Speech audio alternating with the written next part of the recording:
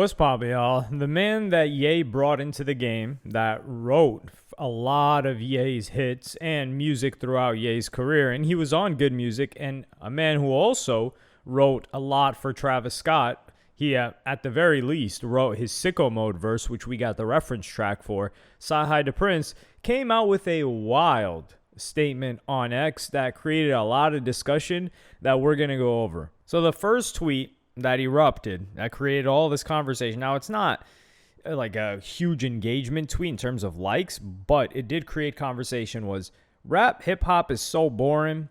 Artists are still rapping about the same topics. It's no creativity, or it's too much creativity. I miss having record labels and A&Rs. Me personally, I do not miss that era at all. And actually, there are some aspects of it that I miss, maybe in the pop end of things, but within hip-hop, not so much.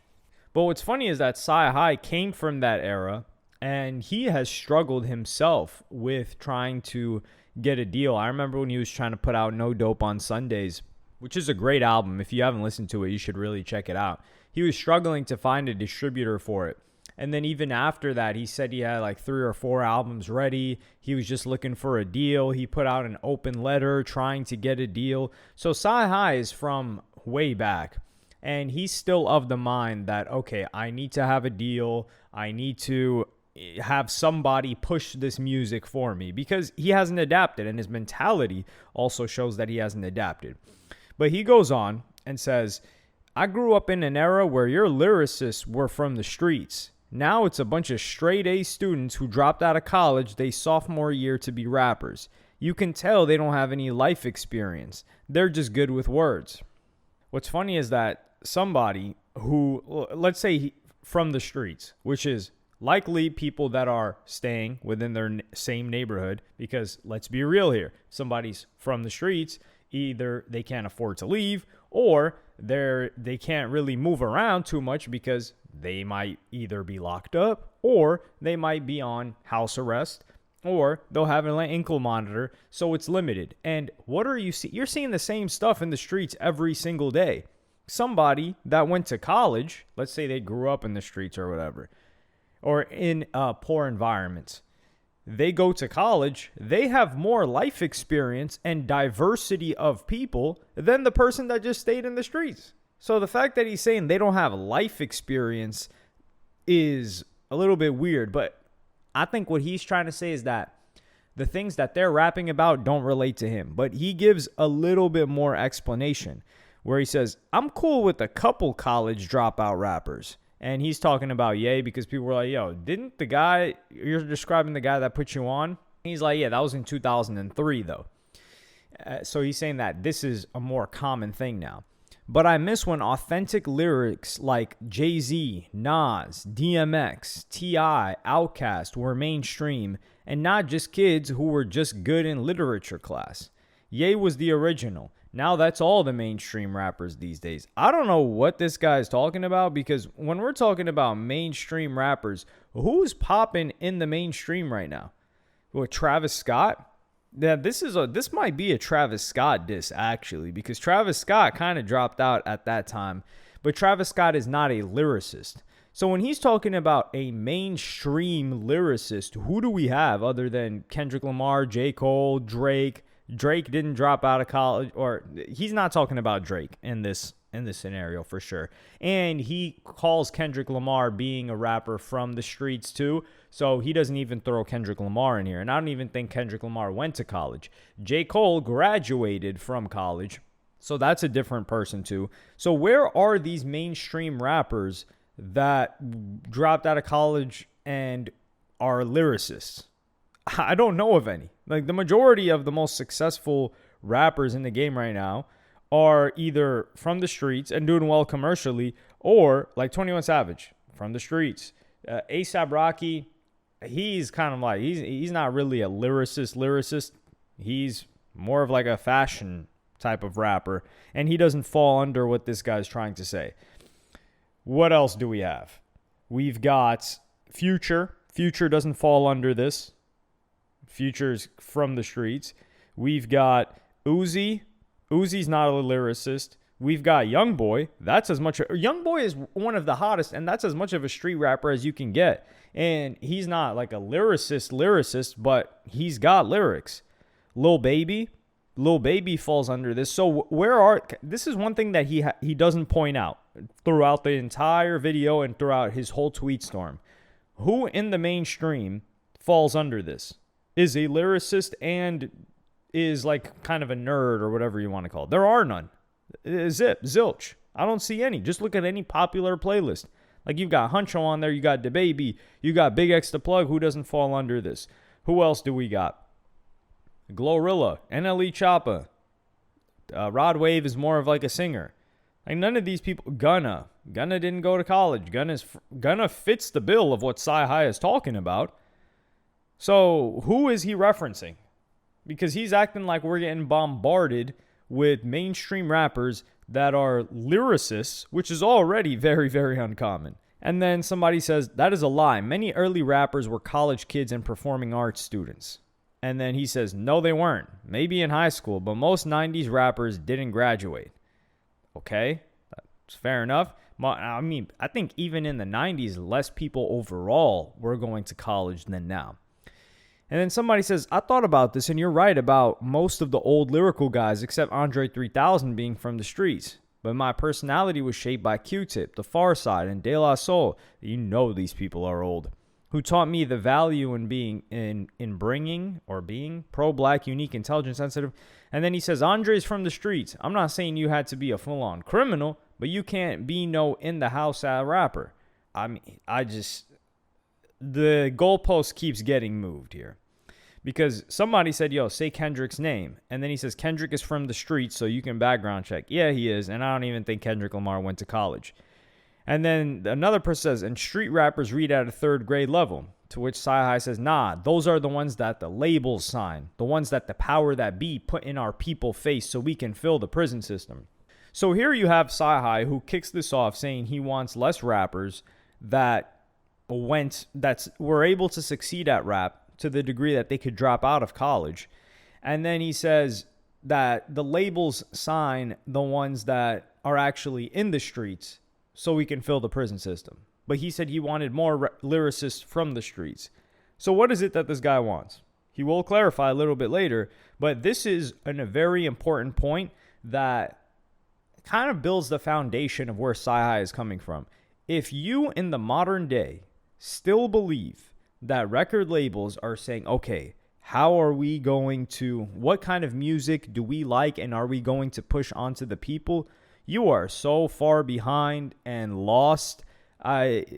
It's almost like you're drowning. You got to toss this person like a life raft or something, because most of these guys are following date. Like, what is a record label? A record label is a business. Back then, you didn't have any way to really validate your business model. Like, you had to go by taste. Like, I think this will hit because, we've had an A&R who's got a good ear for things. And also music was expensive to make. But when you had people that were selling product already, they signed them. They said, oh, this guy's validated. He's already selling product. He's already got motion. And that's how you got deals like No Limit. People that already had things going on. You had deals like Cash Money. Cash Money got such a favorable deal because Birdman was in New Orleans and they already had motion. That was a lot harder to get back then. But now, why would they take the risk when there's data? And the data says, okay, hey, this song's a hit. By the way, it's blowing up. The trajectory is going to go crazy. All right, go sign that guy. Easy. Toss him a bag. So the things have changed. And yeah, they don't really need an A&R anymore. And it's less risk. So they get to lower the risk. They get to make it a higher percentage chance, because there's no 100%, a significantly higher percentage chance that this artist's song/catalog is profitable. Yeah, they're going to do that.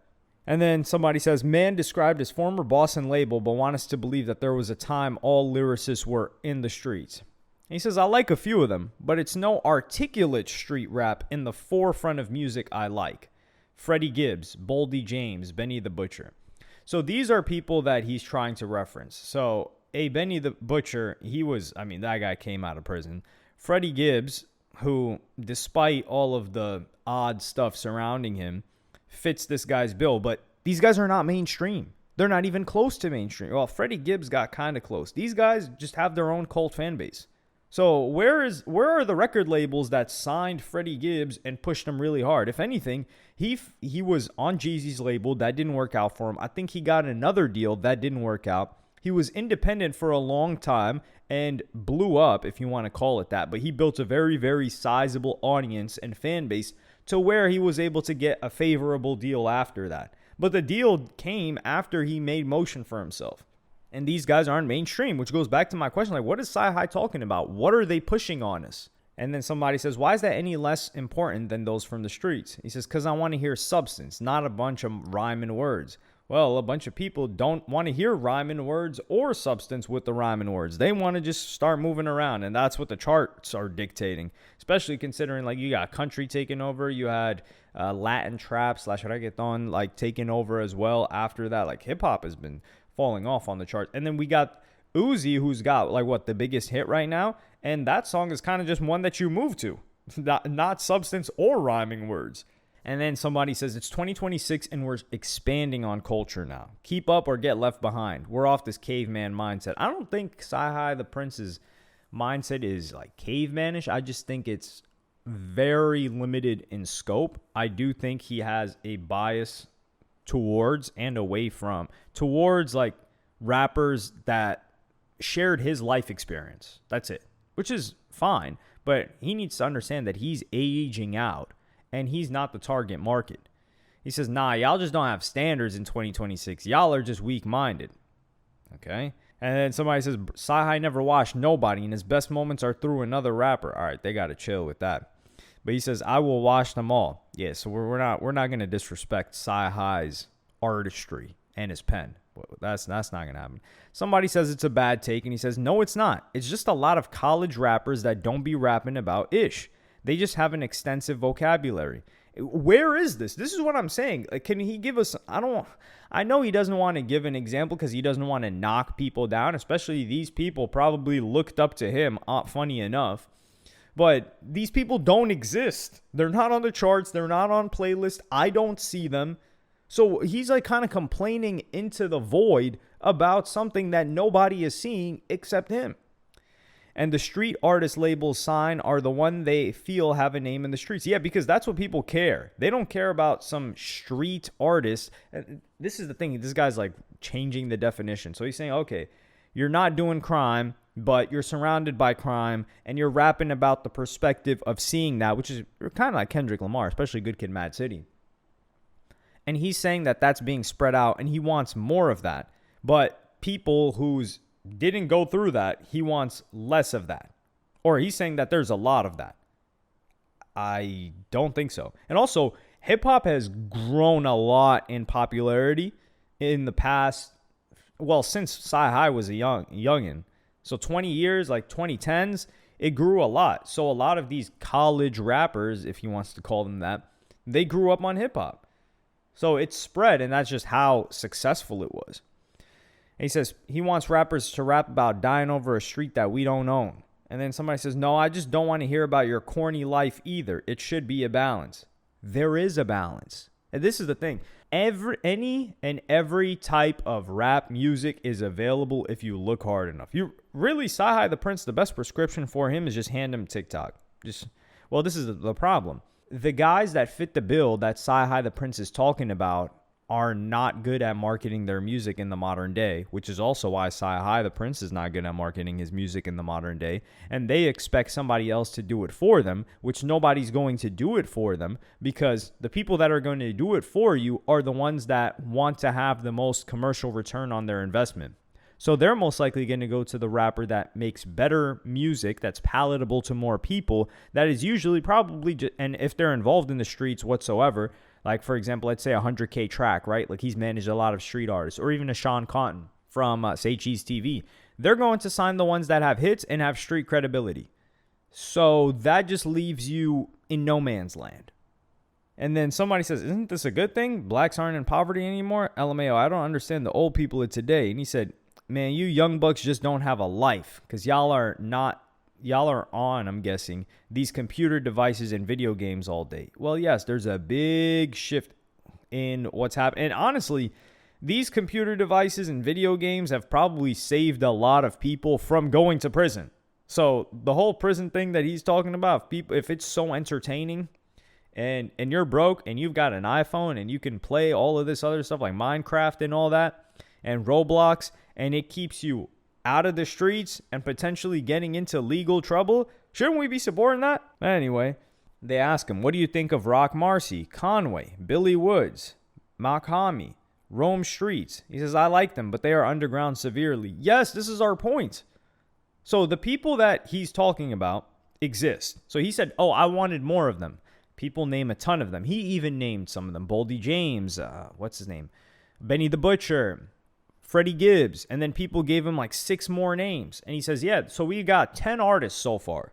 10 artists. They're each dropping an album. You've got plenty of music right there that fit your bill. But his issue here is one of commercial viability, because he says they are underground severely. Yeah, they are underground because they do not appeal to the masses. That's it. And there is no amount of labels, there's no amount of money they can throw at it to force people to like it.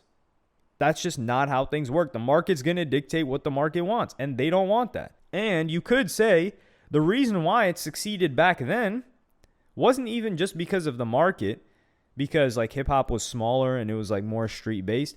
It was probably just because that's who the gatekeepers chose. Like, for example, when you had people like Ebro that were so out of touch with a Lil Yachty, a Lil Uzi, things like that, they would have never given that a chance on radio to see if people would receive it well. So back then, you could say that these people only succeeded to the level that they did because of gatekeeping, and also because of other politics behind the scenes. Some people were bullying these people into playing music. Some people were paying these people to play music. Some people were threatening them.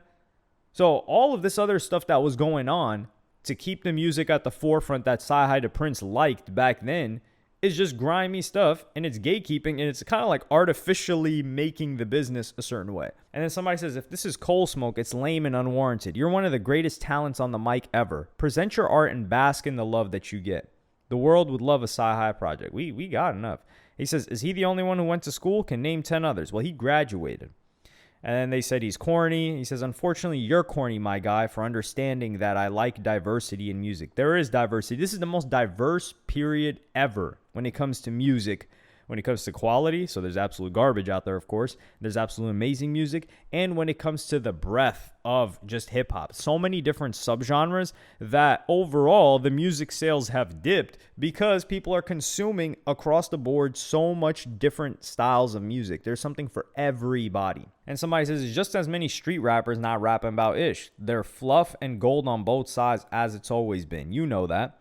He says, yeah, but we don't have street lyrics in the mainstream anymore. So he was just saying that the mainstream, the labels are pushing, or yeah, these college rappers, that's where they're all at. And now he's saying we don't have street lyrics in the mainstream. It's just super street lifestyle music or super educated rapper. I like the gray area. Where's the super educated rappers in the mainstream? Please show me. I don't see them. And this gray area this is an emotions-based argument. Like I said, show me these artists. And I'm asking you guys to show me too. Show me in the comments. He says, I said what I said. I don't think just extreme street rap or extreme college rap is all hip-hop has to offer. I want to hear more street rappers be lyrical. I missed that sound period. If you don't like what's said, then oh well. So he wants street rappers to make music that is going to perform worse than the music that they make, so that they can eventually get dropped by their record label, so that they can go back to being underrated severely. Because that's the path that they're going to go down if they listen to what Cyhi is talking about right here. And somebody says, this is an accurate take and I like it, but one thing I noticed is this isn't a problem, more so the people from the streets having a hard time relating to anything else but the streets. And that's in reference to him saying, growing up when people were from the streets. He says, you're right, but they signed street artists based on authenticity and money, and not skill. Yes, because this is a business. The skill, there is not a proportional reward based on the skill of lyricism and the income generated. It does not work like that. There's almost like, in the beginning, it matters. You got to have at least a bare minimum of skill rapping to be able to make certain music. And then it just tapers off like crazy. Like somebody like Cyhi who's at the top versus somebody like a Travis Scott who's on the lower end.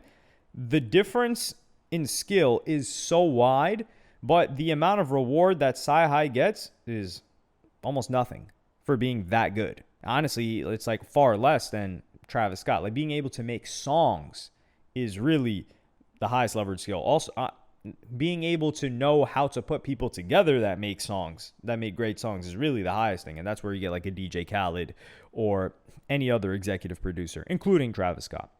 And then somebody says the best we got is Kodak, to where I'm thumbing up any pro Kodak propaganda when it comes to his music. This guy's music is incredible. It's been incredible for 10 plus years.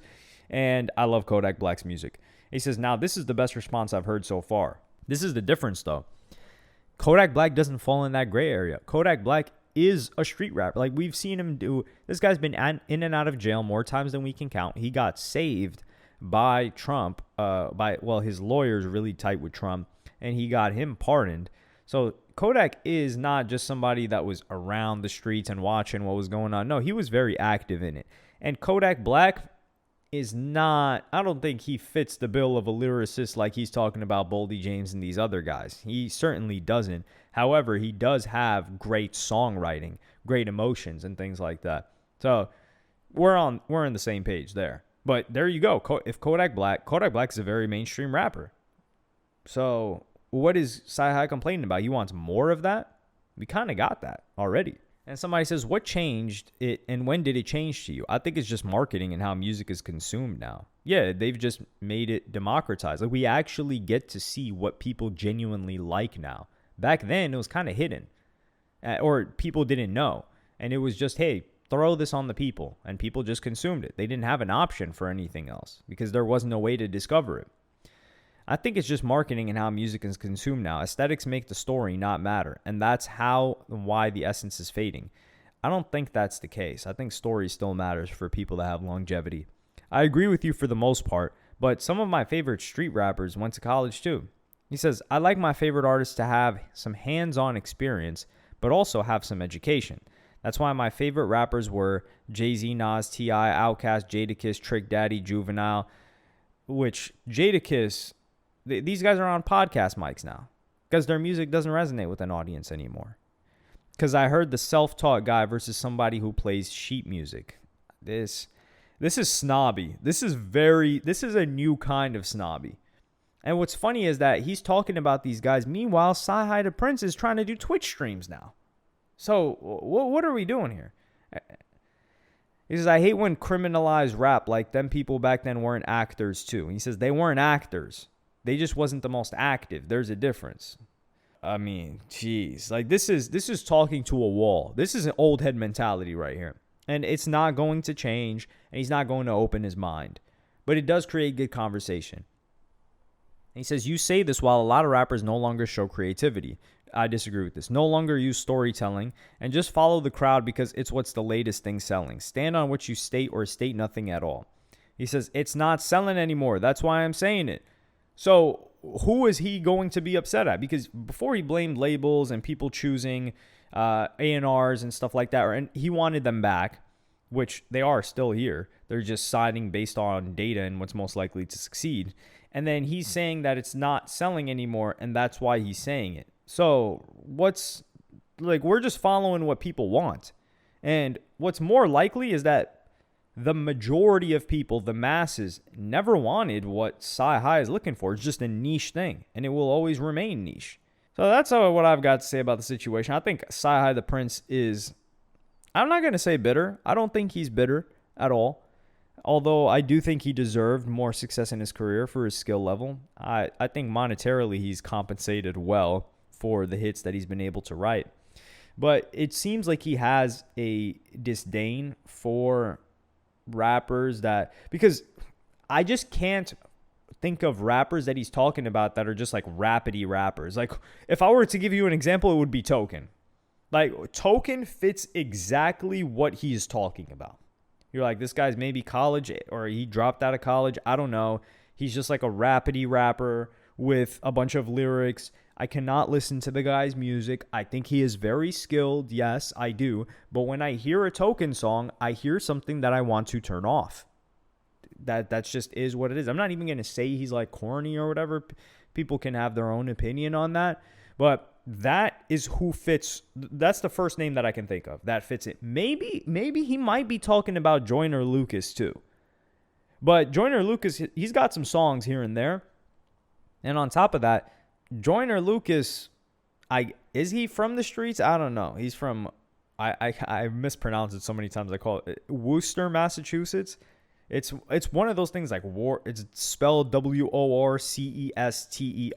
It's like there's so many cities in England that I just can't pronounce because of how it's spelled, even though it's in English.